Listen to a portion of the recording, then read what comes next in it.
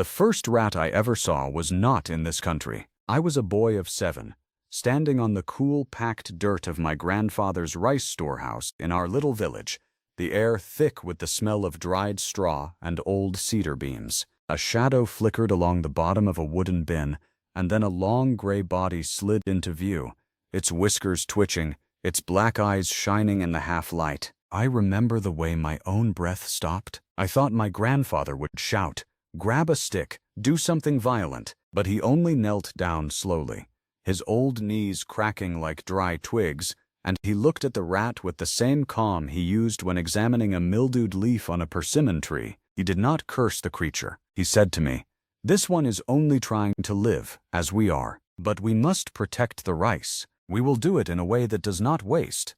Then he went to the kitchen shelf and took down a small clay bowl, and inside that bowl was a fine white powder mixed with something golden and grainy. He set it in the corner, and by the next morning the rat was gone, not rotting in a wall, not suffering for days, but gone, and no poison spread into the soil around our home. I did not fully understand what I had seen. I only knew my grandfather did not seem troubled in his spirit, and that was a kind of lesson that settled deep into my bones and stayed there for all the years that followed. That bowl and its contents are what I want to talk about today. I will tell you exactly what was in it, a common kitchen item you almost certainly have in your cupboard right now, and how you can use it to solve a problem that visits nearly every home sooner or later, whether you live in a city apartment or on 5 acres of good land. But there is something I must tell you before you go to your pantry. Many people use this ingredient, and they use it wrong. They mix it poorly, they put it in the wrong place, and then they say it does not work. I will show you the true way, the way my grandfather showed me, and the way I have used for more than 50 years in this fast country. And at the end I will tell you the one mistake that makes all the effort useless. That is my promise to you. My name is Michael. I came to America as a young man, from a very small farming village in the hills of Japan. The village is not on many maps. We grew rice and vegetables, we kept no animals we could not feed from our own land, and we threw away almost nothing. We had a word for that habit, a word my grandfather repeated like a prayer, matanai. It means, what a waste.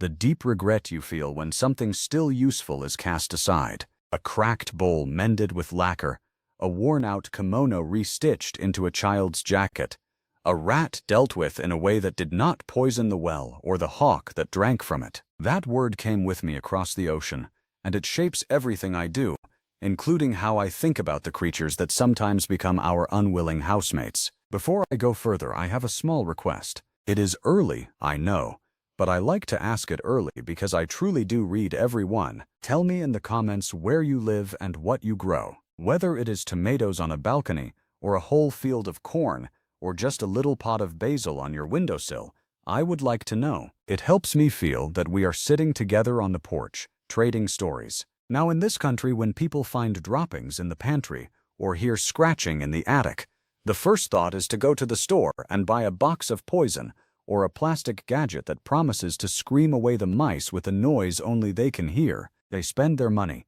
they set the traps, and very often the rats learn to walk around them, or the poison works but the animal dies inside the wall, and you must live with the smell for weeks. Or, and this is the part that sits heaviest on my heart, a wild creature like an owl or a fox eats the poisoned rat and dies as well. A whole chain of waste, of unneeded suffering, born from forgetting that sometimes the best tools are already in your home. I say this gently as a guest in this beautiful country, but I have walked through enough hardware aisles and garden centers to feel a quiet sadness. The modern world wants you to believe you need a different packaged solution for every tiny trouble. My grandfather's house had no such aisle. What it had was a kitchen, and in that kitchen, a jar of baking soda, a bag of cornmeal, and the wisdom to use them together. What most folks get wrong, and this is the part one want to lay down before we go into the method, is that they think killing a rat must be either cruel and poisonous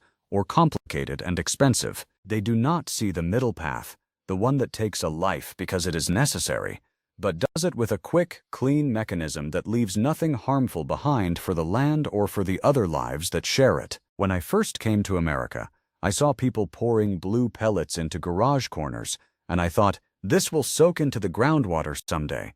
I am no scientist by training, but I know that what the earth cannot break down cleanly becomes a burden for our children.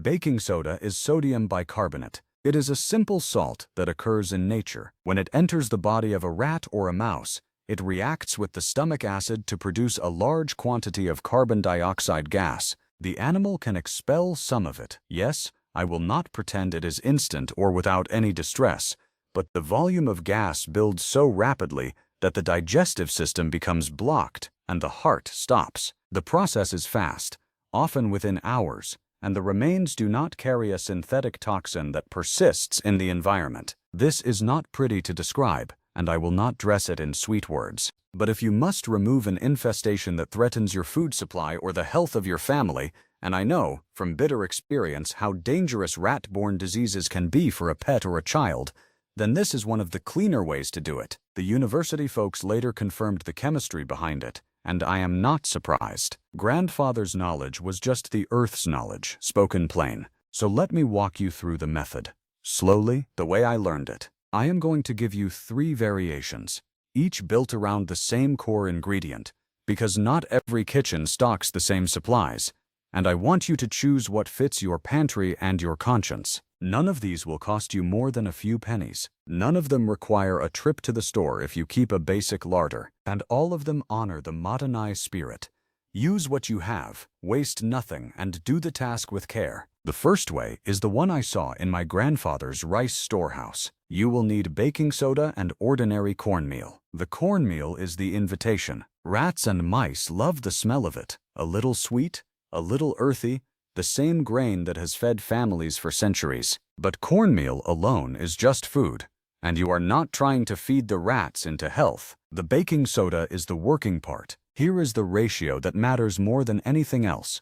2 parts baking soda to 1 part cornmeal, not equal parts, not a sprinkle. I have heard people say, "Oh, I just mix a little of each," and then they are disappointed. The creature's stomach acid must be met with enough bicarbonate to generate that overwhelming gas. If you are stingy with the baking soda, the rat may eat a bit, feel unwell, and go away to recover. You will think your mixture failed, but really you just underdosed the medicine. I do not use precise cups for this, but if you want a starting measure, take half a cup of cornmeal and 1 full cup of baking soda. Put them in a dry bowl and stir well with a wooden spoon. You will see a powdery pale gold mixture. It smells mostly like corn, faintly like nothing else, which is exactly the point. The baking soda hides in plain sight. Put this mixture into a small container. I like to use an old plastic tub, the kind that once held yogurt or sour cream, washed and dried thoroughly. Cut a hole in the side, just large enough for the rat you have seen. If your rats are the big roof rats, make the hole the size of a dollar coin. If they are the smaller field mice, a nickel-sized notch is plenty. The hole lets the rodent enter while keeping out cats, dogs, and curious children. Place the container along a wall where you have seen droppings, behind the stove, in the back of the pantry, under the greenhouse bench. Make sure it stays perfectly dry, because if moisture gets in, the baking soda will react with the damp and become useless before the rat ever tastes it. This is important. In my wife's greenhouse, I slide the container under a wide clay pot, out of the drip line. Check it every morning. You will see tiny tooth marks in the mixture, and then one day, no more marks and no more scurrying. I must give you an honest caution here. Baking soda is safe for humans. We put it in our breads and our teeth-cleaning pastes, but a dog or a cat that eats a large pile of this mixture might get a very upset stomach and a belly full of gas. It will almost certainly not kill them, but they will be uncomfortable, and your vet bill will not be small. So the container with the small hole is not just to keep the rain out, it is to keep your bigger animals from getting a mouthful. If you have a very clever dog, put a brick on top of the container so it cannot be nosed open. I will not pretend this one is magic. It works best when you are dealing with a small number of rats or mice, not a plague, and when you can check and refill the bait every few days. The second way is even simpler, and it needs only 1 ingredient, but it is an ingredient that sits forgotten in the back of many American pantries: instant potato flakes. The thin, dry flakes that you pour hot milk over to make mashed potatoes in a hurry. I do not eat them often myself. I prefer a real potato. I have scrubbed myself from our garden, but I keep a small box on the top shelf for this purpose alone. Rats and mice are drawn to the starchy smell, and when they eat the dry flakes, the flakes swell enormously inside the stomach, absorbing the moisture there, causing a blockage that the animal cannot survive. It is a different mechanism, but the result is the same.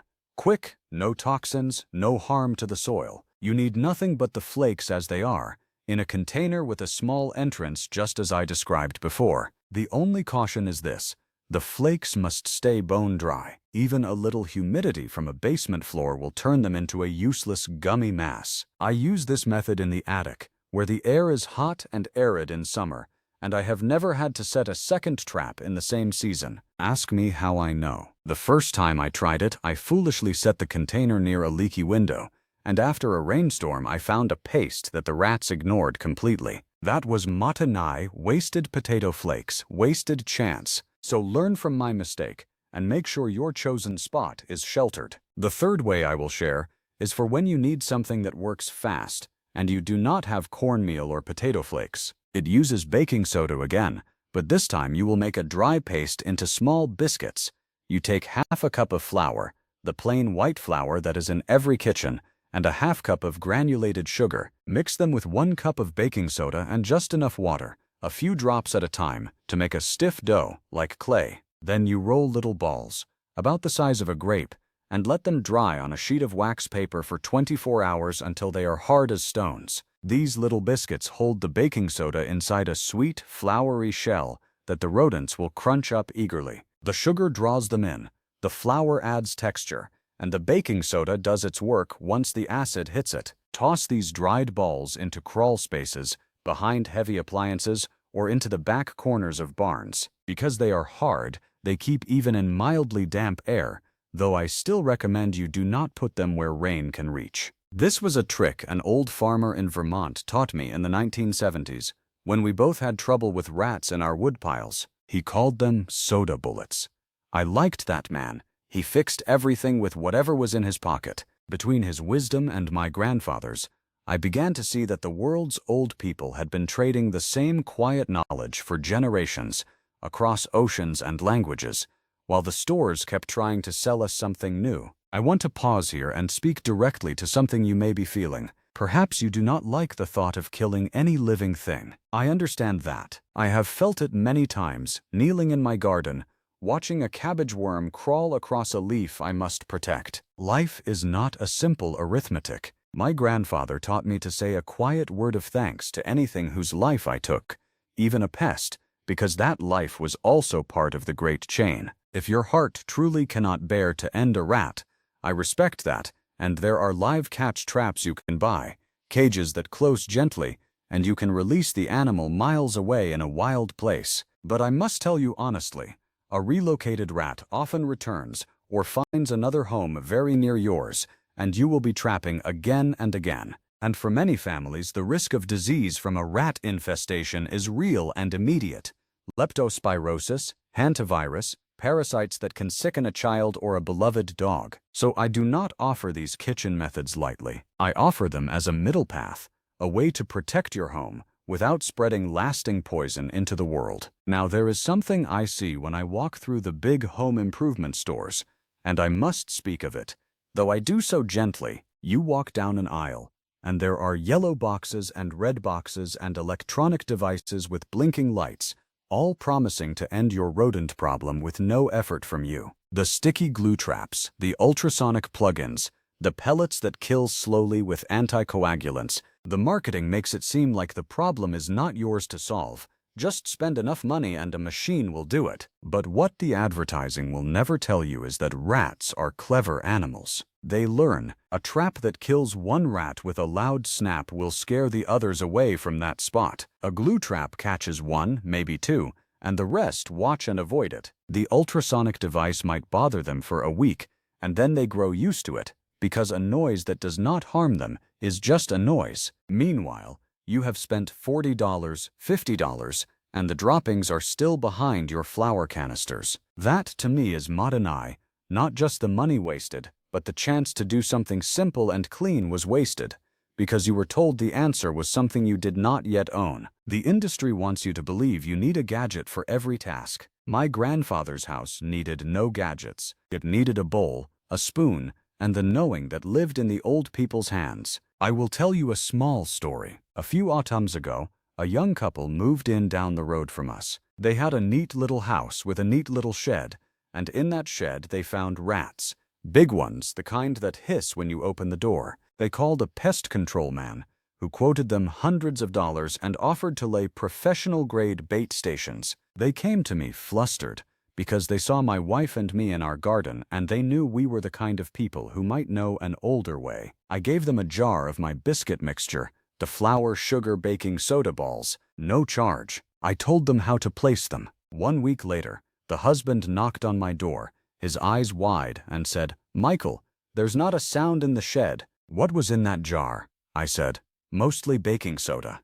He laughed. He thought I was keeping a wizard secret. But it was no secret. It was just what people knew before the age of the pest control truck. And I was glad I could help, because healing a problem with a neighborly cupful of powder, with no poison leaching into the soil where our shared fence line runs, that is what community means to me. Let me now give you a short reminder of what we have covered, so you can remember it easily when you go to your own kitchen. First, the cornmeal and baking soda mix, 2 parts baking soda to 1 part cornmeal, placed in a dry container with a small entry hole. Second, the plain instant potato flakes, kept absolutely dry, set in the same kind of container. Third, the baked soda biscuits made of flour, sugar, and baking soda, dried hard and tossed where rats travel. For all these, keep them out of reach of pets and children. Check them daily, refill as needed until you see no more signs. And always, always do not skimp on the active ingredient.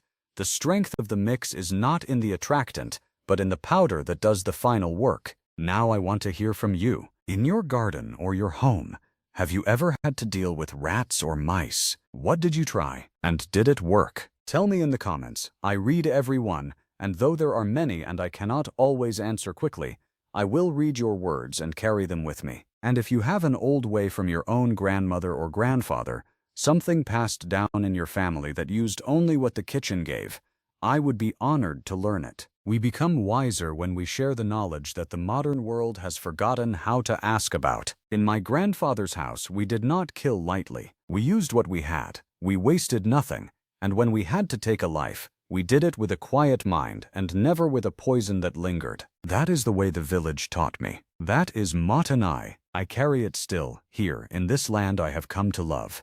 And I hope it serves you as well as it has served me.